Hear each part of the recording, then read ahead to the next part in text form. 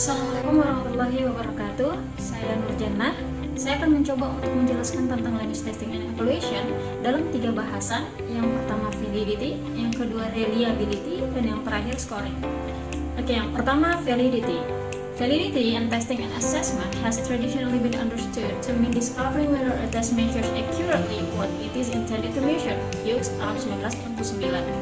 Or uncovering the appropriateness of a given test or any of its component parts as a measure of what it is proposed to measure, Henning 1987. Jadi secara sederhananya adalah validity atau validitas adalah instrumen pengukuran. Jadi sejauh mana instrumen pengukuran ini dapat mengukur sesuatu yang dimaksudkan, itulah validity atau validitas.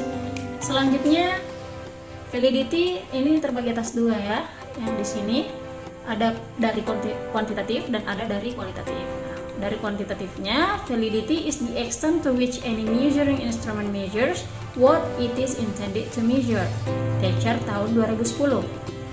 Dan dari kualitatifnya, it is when a researcher uses certain procedures to check for the accuracy of the research findings. Creswell tahun 2014. Jadi dari kuantitatif itu sendiri, validity atau validitas itu bagaimana suatu alat ukur mengukur sesuatu yang ingin diukur. Dari segi kualitatif, bagaimana seorang peneliti menggunakan prosedur tertentu untuk memeriksa secara akurat hasil dari penelitiannya. Itulah validity.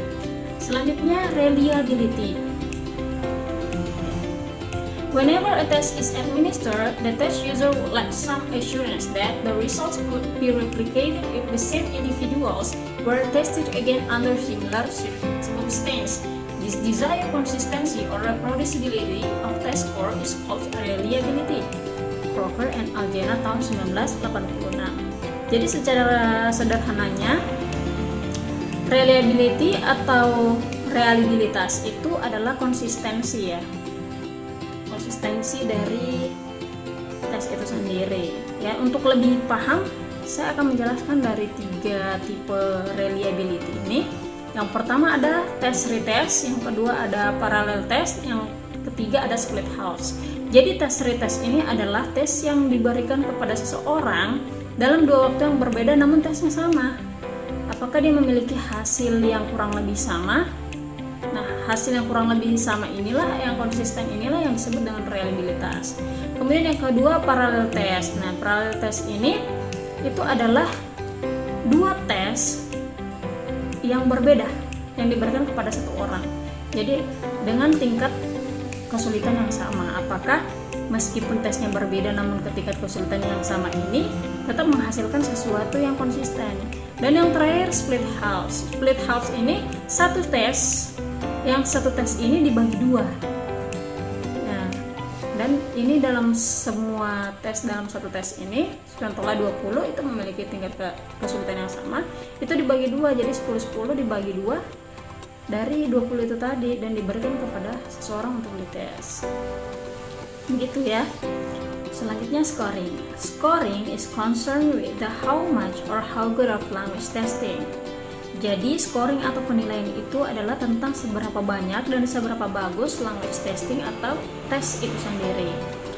Selanjutnya, one of the first attempts to do produced by the Foreign Service Institute in 1958 and has served as a template for many reading scales produced since then assumes that learners have something termed proficiency that starts at an elementary level, proceeds through 3 intermediate level, and culminates in bilingual or native proficiency, the ability to do anything with the language that would be expected of an educated native speaker.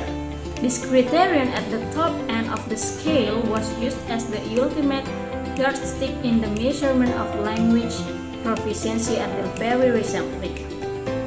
Oke, jadi Foreign Service Institute pada tahun 1958 mengasumsikan bahwa pelajar itu memiliki sesuatu yang disebut kemahiran yang dimulai pada tingkat dasar, dilanjutkan melalui tingkat menengah dan mencapai puncaknya pada kemahiran bilingual atau penutur asli. Nah, kriteria yang pada tingkat paling atas inilah yang menjadi tolak ukur utama hingga pada sampai saat ini. Nah, ada 2 pendekatan di sini yang saya paparkan, a test center method, the Enghoff approach. Yang kedua, a student center method, Zeki and Livingstone contrasting group approach. Oke, jadi seperti namanya, pendekatan yang pertama oleh Enghoff tahun 1984 ini mengandalkan penilaian ahli untuk memperkirakan kesulitan item dan menentukan nilai ambangnya berdasarkan konten teks. Dan yang kedua, ini dari Zeki dan Livingstone tahun 1977, ini berkonsentrasi pada pembuatan penilaian terhadap siswanya. Seperti itu. Selanjutnya, yang terakhir dari kesimpulannya ya, dari 3 item ini, validity, reliability, and scoring. Nah, hubungan antar ketiga ini yaitu adalah mereka saling mendukung untuk memastikan kualitas pengukuran. Validitas adalah tentang memastikan bahwa instrumen benar-benar mengukur apa yang dimaksudkan untuk diukur. Sedangkan reliabilitas tentang bagaimana bahwa memastikan instrumen memberikan hasil yang konsisten dalam pengukuran tersebut. Dan yang terakhir, scoring, memastikan bahwa hasil pengukuran dievaluasi dan benar dan dapat diandalkan.